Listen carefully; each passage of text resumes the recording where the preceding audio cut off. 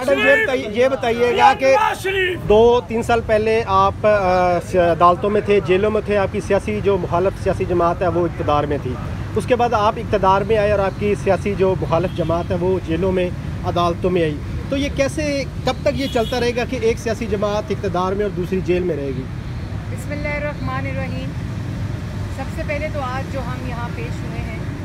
یہ عمران خان صاحب کے وقت میں انسداد دہشت گردی کا مقدمہ ہم پہ درج کرایا گیا، تو ہم آج بھی ان مقدموں میں پیش ہو رہے ہیں جو عمران خان صاحب کی دین ہے، اور یہ کہنا کہ ہم عدالتوں میں تھے اور ہم جیلوں میں تھے، تو اللہ تعالیٰ کے فضل و کرم پہ جتنے جھوٹے الزامات اپنے سیاسی مخالفین کو جیلوں میں بند کرنے کے لیے عمران خان صاحب نے لگائے، ان سب میں میرٹ کے اوپر لوگوں کی بیلز ہوئی، چاہے وہ نواز شریف صاحب ہوں، مریم نواز شریف صاحبہ ہوں، شہباز شریف صاحب ہوں، حمزہ شہباز صاحب ہوں، اور جتنی مسلم لیگ نون کی قیادت ہے، انہوں نے اپنے ہر کیس میں جو جھوٹا الزام اور جو جھوٹا کیس ان پر بنا، ان سب میں عدالتوں میں پیش ہو کر میرٹ پر بیلز دے کر آج وہ سرخرو ہوئی، اور جو لوگ آج جیل میں ہیں وہ اللہ تعالیٰ کی پکڑ میں ہیں، کیونکہ یہ مکافات عمل ہے کہ جب آپ دوسرے پہ جھوٹا الزام لگاتے ہیں، اور اس وقت صرف کیونکہ ملک کو لوٹا جا رہا تھا، ملک کی عوام کو تکلیف دی جا رہی تھی، مہنگائی کا طوفان تھا۔ آپ نے بھی سوال کیا کہ 16 ماہ کے اندر جو مہنگائی کی شرح تھی، تو 16 ماہ کے اندر جو مہنگائی کی شرح تھی وہ عمران خان صاحب کی دین ہے، وہ IMF کا وہ معاہدہ ہے جس پہ عمران خان صاحب کے دستخط ہیں، اور اس IMF کے معاہدے کی وجہ سے جس کو انہوں نے ڈیفالٹ کیا، انہوں نے اس کی خلاف ورزی کی، اور اس خلاف ورزی کے اوپر پاکستان کو دیوالیے کے قریب پہنچایا۔ 16 ماہ میں شہباز شریف نے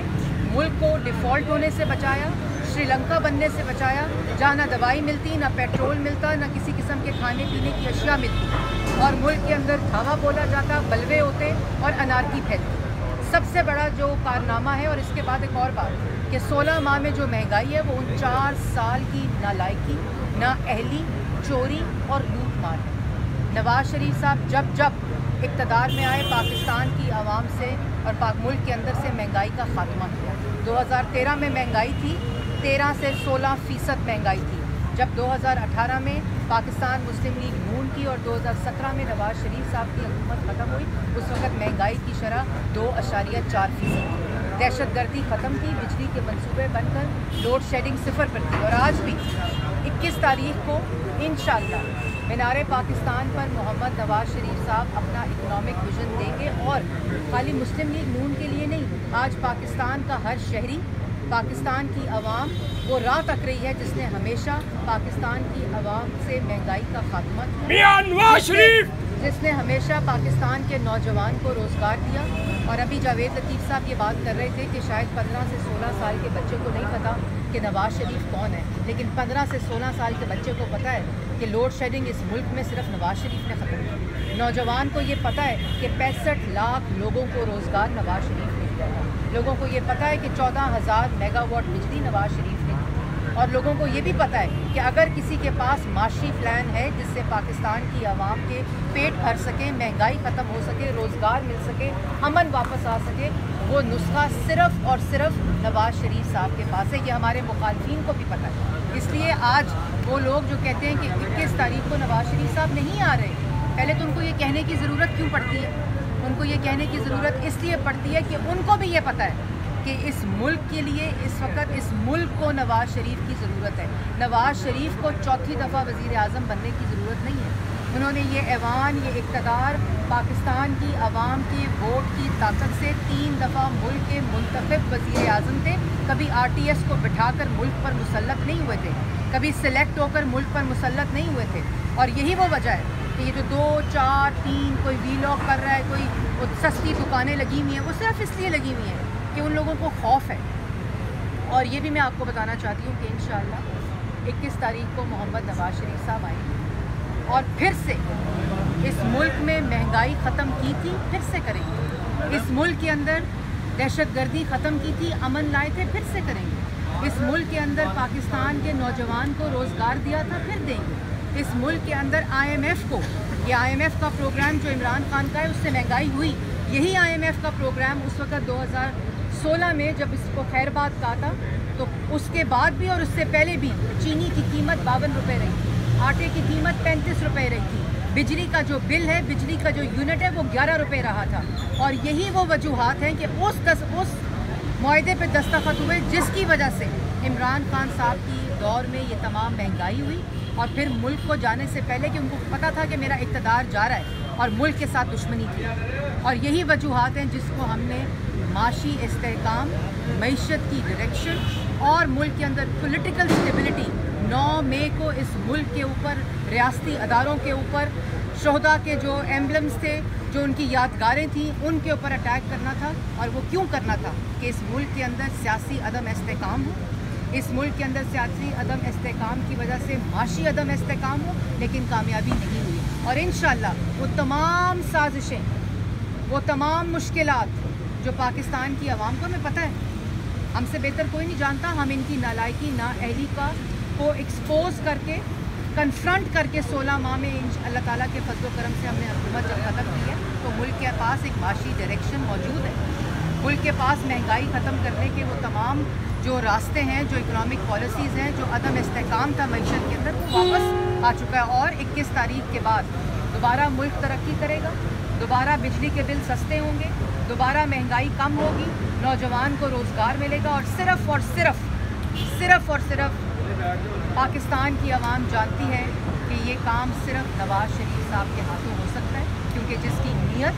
जिसके अंदर काबिलियत पाकिस्तान की आवाम को रिलीफ देना हो, तो सिर्फ और सिर्फ उसी को अल्लाह ताला ये मौका भी देता है और इंशाअल्लाह देगा। मियां नवाज शरीफ जिंदाबाद, मियां नवाज शरीफ जिंदाबाद। मियां नवाज शरीफ के ऊपर चूँकि अभी भी केसेस मौजूद है, क्या वो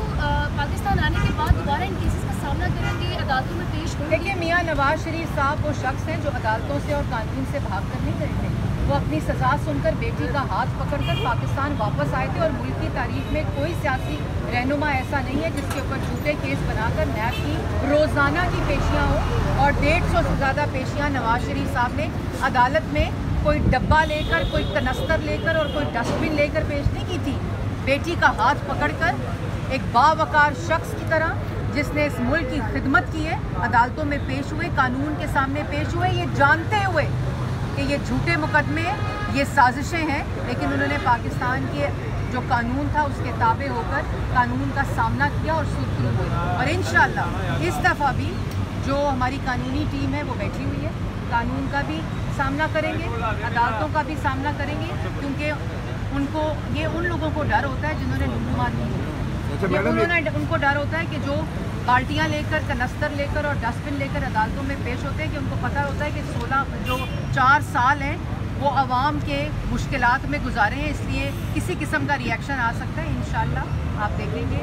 कि सर ऊंचा करके फ़ख्र के साथ 21 तारीख को 3 दफ़ा का मुंतखब वज़ीर आज़म, जिसको साजिश के तहत निकाला गया, वो पाकिस्तान वापस आएंगे, कानून का भी सामना करेंगे, अदालत का भी सामना करेंगे। मियां नवाज शरीफ बबर शेर जिंदाबाद, मियां जुवैद लतीफ जिंदाबाद, बाजी मरियम जिंदाबाद। इमरान खान को लाड प्यार करने वाले बिजली में अभी भी जज मौजूद हैं। देखिए, ये लाडला तो वो है जिसने मुल्क तबाह कर दिया। जिन्होंने इसको लाडला बनाया उन्होंने मुल्क के साथ दुश्मनी की, उन्होंने मुल्क के साथ साजिश की। ये साइफर, कभी झूठ, कभी ये लूट मार, तोशा खाना, किसी चीज़ का जवाब नहीं है, किसी चीज़ का। तो इमरान खान को लाडला बनाते बनाते मुल्क के साथ दुश्मनी की, लेकिन कोई बात नहीं। इंशाअल्लाह अल्लाह ताला के फजल करम से नवाज शरीफ फिर सब कुछ ठीक करेगा। पाकिस्तान की आवाम को अल्लाह के फजल से, अल्लाह के करम से मुश्किलात से। अच्छा मैडम, ये फुल कोर्ट का जो फैसला है उसको आप किस तरह देखिए? होने जा रहा था इमरान खान के हवाले से, और जो सुप्रीम कोर्ट का फैसला है उसके बाद लगता है कि -2 हो रहा है, आप पे क्या कहना? देखिए, -1 होना या -2 होना ये किसी अदालत का काम नहीं है, ये पाकिस्तान की आवाम की ताकत है। और पाकिस्तान की आवाम जिसको वोट देगी वज़ीर आज़म वो बनेगा। और पाकिस्तान की आवाम ये जानती है कि उनके वोट का हकदार, जो उनको महंगाई से निजात दिलाए, जो उनको बेरोज़गारी से निजात दिलाए, जो उनको महंगे बिजली के बिलों से निजात दिलाए, वो सिर्फ़ और सिर्फ नवाज शरीफ साहब है। बबर शेर नवाज शरीफ। आप इसके बारे में क्या कहेंगे कि ये पार्टीज क्यों बिलावल भुट्टो ने और बाकी पार्टीज क्यों ऐसी बात करी हैं? देखिए, बिलावल भुट्टो साहब से हमारा अच्छा तल्लुक़ है, मगर बदकिस्मती है कि 14-15 साल हम कराची या अंदरून सिंध ना जा सके। किसी भी वजह से या मसरत के तहत या एक कौमी जमात होने के नाते हम समझते थे कि कौमी जमातों को कमज़ोर करने की जो रवश है वो ख़त्म होनी चाहिए। एक सिंध की हद तक किसी जमात को नहीं रहना चाहिए, मगर जो 14-15 साल उस कराची या अंदरून सिंध के हालात रहे, हमें मजबूर कर दिया गया हालात ने कि हम आज अंदरून सिंध में भी हमारी तंजीम के लोग, पार्टी के लोग, कमेटियां काम कर रही हैं, इसी तरह कराची में कर रही हैं, नई वहाँ तंजीम बना दी गई है। तो इसकी वजह से तकलीफ़ मौजूद है, वहाँ ये एहसास है उनको कि कहीं अंदरून सिंध या कराची उनके हाथ से ना जाता रहे। तो अगर इस तरह की गुफ्तगू करके कोई कहे कि हम कराची छोड़ के आ जाएं या अंदरून सिंध इंतखाबात में जो हम हिस्सा लेने जा रहे हैं तो वो छोड़ दें, तो वो ये मुमकिन नहीं है। जहाँ तक तल्लक है नवाज शरीफ के हवाले से आपका कहना, तो मैं समझता हूँ कि हमने तो बहुत पहले ये बात की थी। हमें तो दिसंबर 2021 को कहा था कि नवाज शरीफ पाकिस्तान आ रहे हैं, मगर उस वक्त का जो प्राइम मिनिस्टर था और जो एक पेज पे सब लोग थे, उन्होंने कैबिनेट मीटिंग में ये फैसला किया कि नवाज शरीफ के रास्ते में रुकावटें खड़ी की जाएं। और आपको याद होगा कि कैबिनेट मीटिंग में उस वक्त का जो प्राइम मिनिस्टर था लगा हुआ, उसने ये बात कही कि हम किसी तौर पर भी नवाज शरीफ को पाकिस्तान नहीं आने देंगे। जो एक उसके लिए राह हमवार की जा रही है या हैवी इन्वेस्टमेंट की जा रही है। आज भी मैं ये कहता हूँ कि नवाज शरीफ ही पाकिस्तान के दुखों का मुदावा है। नवाज शरीफ ही वो मुस्लिम लीग नून हो या पाकिस्तान की दीगर जमातें हों, अगर दीगर जमातें तमाम मिल के भी अगर पाकिस्तान को इस गर्दाब से निकाल सकती जो 2017 में गिर गया है, 2017 के बाद, तो 16 माह की जो हुकूमत थी 11 जमातों की, वो मिल के निकाल सकती। मगर ये हकीकत है कि नवाज शरीफ का विजन, नवाज शरीफ का तजर्बा, नवाज शरीफ पे लोगों का एतमाद, नवाज शरीफ पर इन्वेस्टर का एतमाद, नवाज शरीफ पर पाकिस्तान के दोस्त ममालिक का जो एतमाद है और कौम का जो एतमाद है, नवाज शरीफ के बग़ैर पाकिस्तान को इस गर्दाब से नहीं निकाला जा सकता। और अदारों के अंदर बैठे वो लोग जो कभी नवाज शरीफ के रास्ते की रुकावट हुआ करते थे, आज वो भी महसूस कर रहे हैं कि अगर आवाम, जो कि आवाम एक होप से, उम्मीद से नवाज शरीफ को देख रही है, आखिरी उम्मीद समझ के नवाज शरीफ को देख रही है, अब अदारों के अंदर भी वो लोग जो और सोच के मालिक थे, आज वो भी इस बात पे मुत्फिक हो रहे हैं, हो चुके हैं कि किसी तौर पर भी नवाज शरीफ को अगर कौम मुंतखब करती है तो रास्ते की रुकावट ना बना जाए। अच्छा मियाँ साहब, इस सवाल का जवाब ही दे दीजिएगा कि 16 माह में महंगाई की शरह बहुत ऊपर चली गई और